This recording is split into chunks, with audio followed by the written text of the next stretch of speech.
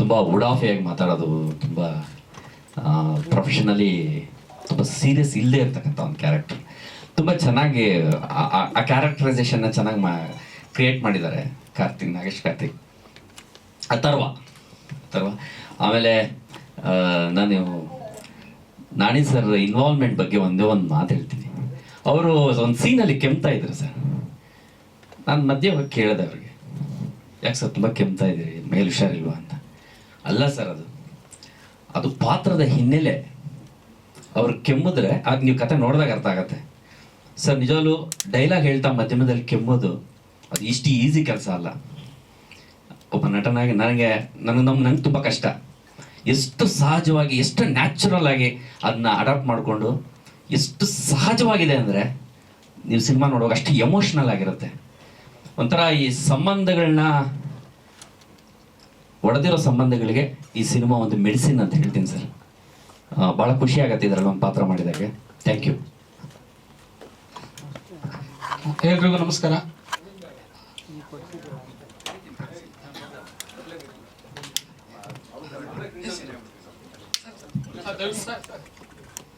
Arvind sir, ಹಾಗೆ Gangadhar sir ದಯವಿಟ್ಟು stage ಮೇಲೆ ಬನ್ನಿ.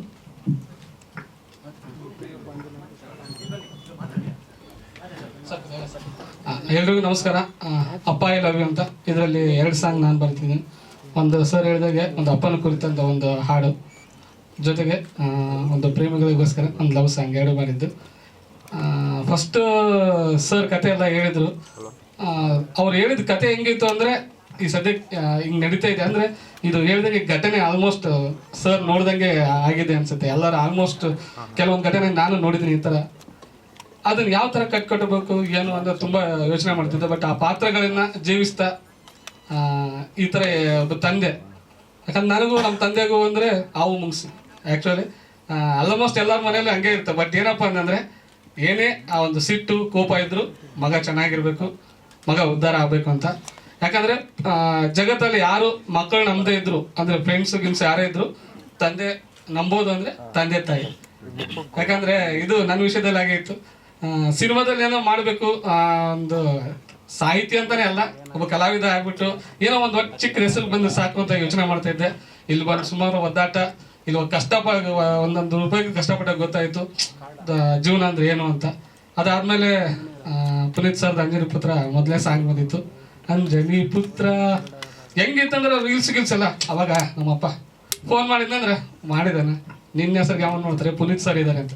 ಅಲ್ಲಿ ನಂದ್ರೆ ಸ್ಯಾಟಿಸ್ಫ್ಯಾಕ್ಷನ್ ಮಾಡ್ತಿಲ್ಲಲ್ಲಪ್ಪ ಅನ್ನೋ ಥರದಲ್ಲಿ. ಸರಿ ಆಯ್ತು, ಅದಾಯ್ತು. ಅದಾದ್ಮೇಲೆ ಮತ್ತೆ KGF ಬಂದ್ಬಿಟ್ಟು ತಂದ ನೀನು, ಅವಾಗೊಂದು ಫುಲ್ ಖುಷಿ, ದೊಡ್ಡ ಇದಾಗಿದೆ ಹಂಗೆ ಅಂತ.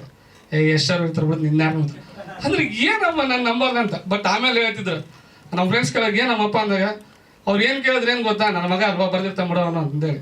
ಅಂದ್ರೆ ಅಷ್ಟೊಂದು ನಂಬಿಕೆ. ಅದು ಇನ್ನೊಂದು ಎಕ್ಸಾಂಪಲ್ ಉದಾಹರಣೆ ಸ್ವಲ್ಪ ಲೇಟ್ ಆಗ್ಬೋದು, ಹೇಳ್ತೀನಿ ಅಷ್ಟೇ. ನಮ್ಮ ತಂದೆ ಬಗ್ಗೆ PUC ದಲ್ಲಿ ಆಲ್ಮೋಸ್ಟ್ ಎಲ್ಲರಿಗೂ ಗೊತ್ತಿರುತ್ತೆ ಗಣಿತ ಎಷ್ಟು ಕಷ್ಟ ಅಂತ.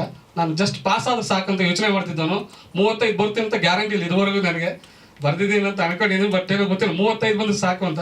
ಬಟ್ ಪರ್ಸೆಂಟೇಜ್ ಒಂದು 70 ಬಂದಿತ್ತು PUC ಸೆಕೆಂಡಲ್ಲಿ. ಅದರಲ್ಲಿ ಎಲ್ಲಿ ಫೇಲ್ ಆಗ್ತೀನಿ ಅಂತ ಭಯ ಇತ್ತು. ಅದು ಒಂದು ಆಗದೇ ಇದ್ರೆ ಸಾಕಪ್ಪ ಅಂತ ಅನ್ಕೊಂಡಿದ್ದೆ. ರಿಸಲ್ಟ್ ನೋಡೋಕ್ಕಂತ ಹೋಗ್ತಿದ್ದಾನೆ, ಆಲ್ರೆಡಿ ನಮ್ಮ ಅಪ್ಪ ಎಲ್ಲರೂ ಸ್ವೀಟ್ ಕೊಟ್ಬಿಟ್ಟಿದ್ದ. ಅಂದ್ರೆ ನಾನು ಮರ್ಯಾದೆ ತೆಗಿತಿದ್ದೇನಲ್ಲಪ್ಪ ಅನ್ನೋ ರೇಂಜ್ಗೆ ಇತ್ತು. ಬಟ್ ಹೋಗಿ ನೋಡಿದ್ಮೇಲೆ ಗೊತ್ತಾಯ್ತು ಕರೆಕ್ಟಾಗಿ 35 ಬಂದಿತ್ತು ಗಣಿತಕ್ಕೆ. ಒಂದು ಖುಷಿ ಆಯ್ತು. ಯಾಕಂದ್ರೆ ನಂಬೋರು ಆ್ಯಕ್ಚುಲಿ ನಂಬಿಕೆ ಅನ್ನೋದು. ಯಾಕಂದ್ರೆ ಆಮೇಲೆ ಸ್ವಾರ್ಥಿ ಇಲ್ಲದ ಜೀವ ಅಂದರೆ ತಂದೆ. ಆಮೇಲೆ ಸ್ವಾವಲಂಬಿ. ಇವತ್ತು ನಾವು ಇಲ್ಲೇ ಇದ್ರು ಎಷ್ಟೇ ಇದ್ರು ಬರೀಪ್ಪ ಇಲ್ಲೇ ಇರೋಣಂದ್ರೆ ನೀನು ಆರಾಮಿರಪ್ಪ, ನಿನ್ನ ಪಾಡಿ ನಾವು ಇರ್ತೀವಿ ಅಂತಂದೇಳಿ ಊರಲ್ಲೇ ಇದ್ದಾರೆ.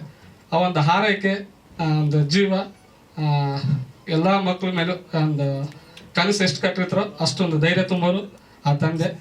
ಈ ಸಿನಿಮಾ ಪ್ರತಿಯೊಬ್ಬ ತಂದೆ ಮಗನಿಗೂ ಒಂದು ಬಾಂಧವ್ಯನ ಇನ್ನೂ ಗಟ್ಟಿಗೊಳಿಸುತ್ತೆ. ಸರ್ ಹೇಳಿದ್ರಲ್ಲ ಗ್ಯಾರಂಟಿ, ನಮ್ಮ ಸಿನಿಮಾ ಆ ಬಾಂಧವ್ಯನ ಗ್ಯಾರಂಟಿ ಕೊಡ್ತೀವಿ ಈ ಸಿನಿಮಾ ಮೂಲಕ ಅಂತ ಹೇಳಕ್ಕೆ ಇಷ್ಟಪಡ್ತೀನಿ. ನಿಮ್ಮೆಲ್ಲರೂ ಪ್ರೀತಿ ಪ್ರೋತ್ಸಾಹ ನಮ್ಮ ತಂಡದ ಮೇಲೆ ಇರಲಿ. Sir Prem sir thank you sir. ಮೊದಲೇ ಸರ್ ಜೊತೆ ವರ್ಕ್ ಮಾಡ್ತಾ ಇರೋದು. ಜೊತೆಗೆ Nagesh sir thank you. And Preeta ತಂಡಕ್ಕೆ thanks. Akash sir and Akash sir ಬಗ್ಗೆ ಒಂದು ಮಾತು ಹೇಳಬೇಕು. ಆಲ್ಮೋಸ್ಟ್ ಈಗ 2-3 ಸಿನಿಮಾ ಮಾಡ್ತಿದ್ದಾರೆ. ಕನ್ನಡ ಚಿತ್ರರಂಗದಲ್ಲಿ ಭರವಸೆ ಒಂದು ಸಂಗೀತ ನಿರ್ದೇಶಕರು ಖಂಡಿತ ಆಗ್ತಾರೆ ಅನ್ನೋ ಒಂದು ನಂಬಿಕೆ ಇದೆ. Good life.